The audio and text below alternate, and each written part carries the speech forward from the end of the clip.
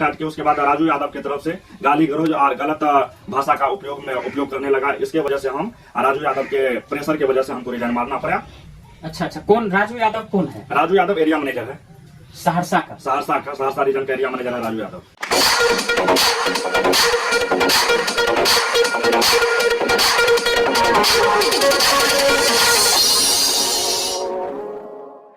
नमस्कार दोस्तों, मैं हूं दुर्गेश और आप देख रहे हैं कोसी तक। दोस्तों, आज मैं सुपौल जिला का पिपरा प्रखंड अंतर्गत रतौली में हूं और एक ऐसे शख्सियत से मिलाने वाला हूं जो कि माइक्रो फाइनेंस में जॉब कर रहे थे। माइक्रो फाइनेंस में हाल ही में जॉब ज्वाइन ही किए थे और आखिर इनको जॉब क्यों छोड़ना पड़ा, क्यों जॉब से रिजाइन देना पड़ा, दोस्तों सारा जानकारी हम इनसे लेते हैं और आइए हम राजीव जी से मिलाते हैं और क्या कारण हुआ कि इनको जॉब छोड़ना। सबसे पहले हम कहना चाहते हैं जैसे ही हम NOCPL में ज्वाइन करने के बाद आपके साथ क्या प्रॉब्लम हुआ कि आपको जॉब छोड़ना पड़ा? सबसे पहले कंपनी के बारे में बताना चाहते हैं। कंपनी कोई भी गलत नहीं होता है और बीच वाला जो आदमी होता है एरिया मैनेजर, स्टाफ को प्रेशर दिया जाता है, गाली गलौज दिया जाता है एरिया मैनेजर की तरफ से, तुमको यहाँ से ट्रांसफर करके वहाँ कर देंगे, नहीं तो इस कंपनी से तुमको निकाल देंगे। अच्छा, सबसे पहले तो आप ये बताइए किस कंपनी में थे, कब ज्वाइन किए थे और उसके बाद फिर आपके साथ क्या हुआ? हम 3 तारीख 6 महीना 2022 को ज्वाइनिंग किए और सबसे पहले हम सुपौल ब्रांच ज्वाइन किए। सुपौल ब्रांच हमको 5 दिन के लिए रखा ट्रेनिंग पीरियड पे। जब 5 दिन रहे उसके बाद हमको ट्रांसफर कर दिया त्रिवेणीगंज 1 महीने के लिए ट्रेनिंग पीरियड पे रखा। त्रिवेणीगंज में 1 महीना हम काम किया। उसके बाद फिर हम मेरा ट्रांसफर कर दिया मैस्कुट में भी 1 महीना ट्रेनिंग पीरियड पे रखा। 1 महीने के बाद हमको फिर सहरसा भेज दिया। सहरसा जैसे ही हम इन किए और 15 दिन हमारा क्लोजिंग का टाइम है ऑफिस का 4 बजे से 4:30 बजे 5 बजे अंतिम तक, लेकिन हमको 7 बजे तक ऑफिस पे रखा जाए। ये बताइए कि आपका ऑफिस का टाइम क्या था और आप लोग को कितने बजे से कितने बजे तक काम करना पड़ता था? ऑफिस का टाइम जो था 7:45 से टाइम था और 4 बजे तक का क्लोजिंग टाइम था। लेकिन हम लोग को क्या किया जाता था कि 7 बजे बोलता था कि ऑफिस इन कीजिए और 7 बजे के बाद आप 7 साढ़े 7 बजे शाम को हम लोग को छोड़ा जाता था। हम बोलते थे भी सर को, सर ये क्या हो रहा है, 12 घंटा ड्यूटी ले रहे हैं आप, इसमें क्या रीजन है? रीजन सर बताइए। रीजन सर नहीं बताते थे, लेकिन प्रेशराइज सब स्टाफ को काम करवाता था 7:30 बजे तक। भूखे प्यासे कहीं पर ऑफिस से निकलने के लिए नहीं देता था। जैसे ही फिर से आते ऑफिस में हम लोग को बैठा करके रखते। जैसे ही सहरसा रीजन में काम करना स्टार्ट किया उसके बाद राजू यादव की तरफ से गाली गलौज और गलत भाषा का उपयोग करने लगा। इसके वजह से हम राजू यादव के प्रेशर की वजह से हमको रिजाइन मारना पड़ा। अच्छा, कौन राजू यादव कौन है? राजू यादव एरिया मैनेजर है सहरसा रीजन का एरिया मैनेजर है राजू यादव।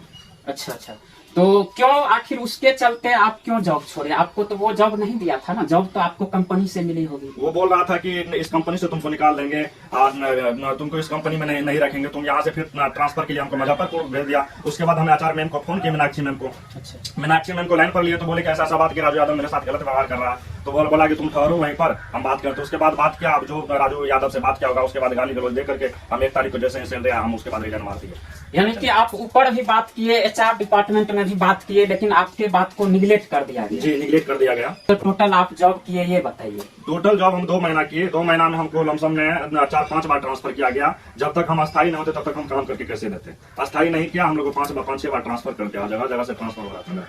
और जैसे ही सहरसा से जैसे ही हमको राजू यादव ट्रांसफर किया तो लेकिन उस टाइम में हमको ट्रांसफर लेटर नहीं था। वैसे हमको ऑफिस जैसे ही इन करते थे, बोलता कि तुम्हारा बहू का ऑफिस है। हम उसके बाद बोलबो कि तुम्हारा मान के तुमको एक सीनियर पोस्ट पे रखा है तो तुम्हारा भी नहीं है ना मेरा भी है।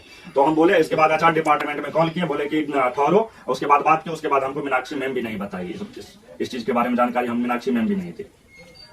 तो बिल्कुल दोस्तों देख सकते हैं, मेरा ये वीडियो बनाने का यही मकसद है, क्योंकि मैं भी माइक्रो फाइनेंस में बहुत लंबे समय से काम किया हूं और बहुत सारे दोस्त लोग जानते हैं। तो दोस्तों किस प्रकार से आखिर माइक्रो फाइनेंस में क्यों इतना ज्यादा जो है प्रताड़ना होता है, और वो भी सिर्फ नीचे लेवल का जो ग्राउंड लेवल का स्टाफ होता है, ब्रांच मैनेजर होता है, उसके साथ ही क्यों इस तरह से दुर्व्यवहार किया जाता है और इतना ज्यादा टॉर्चर किया। आप देख सकते हैं 2 महीना के अंदर जो है 4 से 5 बार ट्रांसफर किया गया। आखिर क्यों, कहाँ पे, किस माइक्रो फाइनेंस कंपनी में ये पॉलिसी है कि आपको 2 महीना के अंदर जो है 4 से 5 बार ट्रांसफर किया जाएगा? तो माइक्रो फाइनेंस कंपनी कहीं से भी गलत नहीं होती है। कंपनी को मैं कहीं से भी गलत नहीं ठहरा रहा हूं, क्योंकि बहुत सारे युवा को, बेरोजगार युवा को रोजगार दे रहा है। अभी हमारे बिहार की अगर बात कर लिया जाए तो बहुत सारे हजारों युवा है जो बेरोजगार है, उनको रोजगार मिला हुआ है और वो कहीं ना कहीं जॉब कर रहे हैं माइक्रो फाइनेंस में। लेकिन दोस्तों सबसे बड़ी सवाल है कि आखिर क्यों हमारे युवा लोग ज्वाइन करते हैं, कंपनी में जाते हैं और महीना 2 महीना होते ही उसको बेबस होके, लाचार होके जो है जॉब छोड़ना पड़ता है, रिजाइन देके घर आना पड़ता है। तो आइए हम इनसे जानते हैं। अच्छा, अभी क्या कर रहे हैं आप? जब जॉब छोड़ दिए तो अभी तो बेरोजगार हो गए। ऐसे ही घूम फिर रहे हैं, भटक रहे हैं, क्या करेंगे अभी? अब पढ़ाई कर रहे हैं अपना घर के सेल्फ स्टडी की। माइक्रो फाइनेंस का सीनियर अधिकारी है जो बड़े बड़े पोस्ट पे रहते हैं, डीएम है, डिविजनल मैनेजर होते हैं, रीजनल मैनेजर होते हैं, स्टेट हेड होते, सभी से मैं रिक्वेस्ट करना चाहूंगा कि इस तरह का जो है आपका जो ऑफिसर है, आपका जो कर्मचारी है, कृपया इन पे नजर रखिए, इनका मॉनिटरिंग करवाइए। ये लोग बहुत ज्यादा मनमानी कर रहा है दोस्तों। ये मैं ऐसे नहीं बता रहा हूं क्योंकि मैं भी 7 साल से माइक्रो फाइनेंस में काम कर रहा था और मैं भी ब्रांच मैनेजर में था और मुझे भी इसी तरह से रिजाइन देके घर आना पड़ा दोस्तों, आप समझ सकते हैं। तो जितने भी हमारे भाई लोग, जितने भी दोस्त हमारे माइक्रो फाइनेंस का जो भी कर्मचारी इस वीडियो को देख रहे हैं, इसको ज्यादा से ज्यादा शेयर कीजिए दोस्तों, ताकि पता चले ऊपर बैठे हुए अधिकारी। फाइनेंस बहुत ही ज्यादा तादाद में अभी बहुत सारी कंपनियां काम कर रही है दोस्तों। सभी को पता है बिहार में अलग अलग जगहों पर बहुत सारी कंपनियां काम कर रही है और हजारों के तादाद में रोजगार भी दे रही है। ये एक बहुत बड़ी बात है,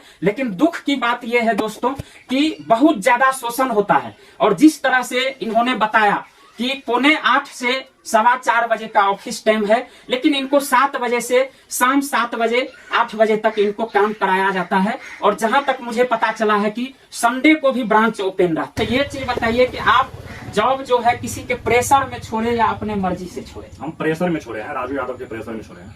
अच्छा, जो एरिया मैनेजर आपके थे राजू यादव, उसके प्रेशर में छोड़े। वो क्या बोल रहे थे आखिर? आपको किस तरह से वो टॉर्चर कर रहे थे कि आपको छोड़ना पड़ा? सीनियर नॉट बिहेवियर, भाषा जो है ना, उसका भाषा ठीक ठाक नहीं है, उसके वजह से हमको छोड़ना पड़ा। अच्छा, तो देख सकते हैं। और जितने भी सीनियर अधिकारी हैं, इस तरह के एरिया मैनेजर को रखने से कहीं न कहीं आपके कंपनी की बदनामी होगी, इसलिए इस पे नजर रखिए, बहुत ही जरूरी है। और आइए, क्या कुछ इन लोगों को फील्ड में किस तरह से दिक्कतों का सामना करना पड़ता था, ये हम जानकारी लेते हैं इनसे। गरीब तबके के लोग को इस प्रकार का लोन दिया जाता है, लेकिन कंपनी की तरफ से जिसको मकान है उसी को, जिसको छत है उसी को लोन दिया जाता था और उसके बदले और नीच क्वालिटी का आदमी को लोन नहीं दिया जाता। फाइनेंस में जाति प्रथा का भेदभाव नहीं है इस कंपनी में। और इस कंपनी INOCPL कंपनी में मुस्लिम, SC ST यानी छोटा कास्ट जो भी होता था उसको लोन नहीं दिया जाता। तो हम लोग टारगेट कैसे अचीव? ऐसा कोई पॉलिसी है, नियम है कंपनी में कि SC ST को नहीं देना है, BC कास्ट को या अदर कास्ट को देना है? ऐसा तो मेरे अंदाज से ऐसा नियम नहीं होगा। तो ऐसे आखिर क्यों? किसको दिया जाता था, किसको नहीं दिया जाता था, ये बताइए। इसमें साहू, गुप्ता, सिंह, बावन, केवट, धानुक जो भी होता है, और मुस्लिम, SC ST, राम जो होता है, मुस्लिम जो होता है, शर्मा जो होता है, जोला जो होता है, मुसर, उसको लोन नहीं दिया जाता था। और उसके ऊपर सिंह, बावन, केवट, साहू, गुप्ता को लोन दिया जाता था और उसके बाद बाकी किसी कास्ट को लोन नहीं दिया जाता। हमें जवाब चाहिए कि किस कंपनी में जाति भेदभाव है लोन के नाम पे? किस कंपनी में ऐसा रूल है कि हिंदू को देना है, मुस्लिम को नहीं देना है, अदर कास्ट को नहीं देना है, और SC ST को नहीं देना है, और भी दूसरे कास्ट को देना है? तो ये कहाँ, किस कंपनी में ये रूल? अरे एम्प्लॉई जो कि छोड़ चुका है माइक्रो फाइनेंस में, कहीं ना कहीं इसी पॉलिसी से तंग होके और इस प्रकार के एरिया मैनेजर, ब्रांच मैनेजर के बिहेवियर से तंग होके, जहां भी माइक्रो फाइनेंस का ऑफिस है, प्रशासन की तरफ से कड़ी कार्रवाई होनी चाहिए और कड़ी नजर इस पे रहनी चाहिए, क्योंकि बहुत ही ज्यादा जो है शोषण होता है दोस्तों। 7 साल काम किया हूं, मुझे हर चीज का अनुभव है और फील्ड से लेकर मैनेजमेंट तक मुझे माइक्रो फाइनेंस का एक रूल पता है। इसलिए मैं निवेदन करना चाहता हूं सरकार से, बिहार का जो हमारा मुख्यमंत्री श्री नीतीश कुमार जी हैं, इस पे कड़ी नजर रखें, प्रशासन की तरफ से कड़ी नजर हो और इस तरह के व्यक्ति पे, इस तरह के हीन भावना वाले व्यक्ति पे कड़ी कार्रवाई हो, जिसके वजह से आज हमारे दोस्त, हमारे भाई जो है जॉब छोड़कर, मजबूर होने की वजह से जॉब छोड़ के घर पे आना पड़ा इनको। तो दोस्तों, लास्ट में मैं यही कहूंगा, इस वीडियो को ज्यादा से ज्यादा शेयर कीजिए, खास करके जो हमारे भाई लोग, दोस्त लोग माइक्रो फाइनेंस में काम कर रहे हैं, ताकि आपको ये दिन नहीं देखना पड़े, कहीं आप भी शोषण का शिकार होइएगा और आप भी शोषित होइएगा और आपको भी कल जाके इसी तरह से आपके साथ गलत व्यवहार किया जाएगा, शोषण किया जाएगा और आपको भी मजबूर होकर नौकरी छोड़नी पड़ेगी। तो इस वीडियो को ज्यादा से ज्यादा शेयर कीजिए दोस्तों। बाकी इस पर आपका क्या विचार है कमेंट में जरूर लिखिए।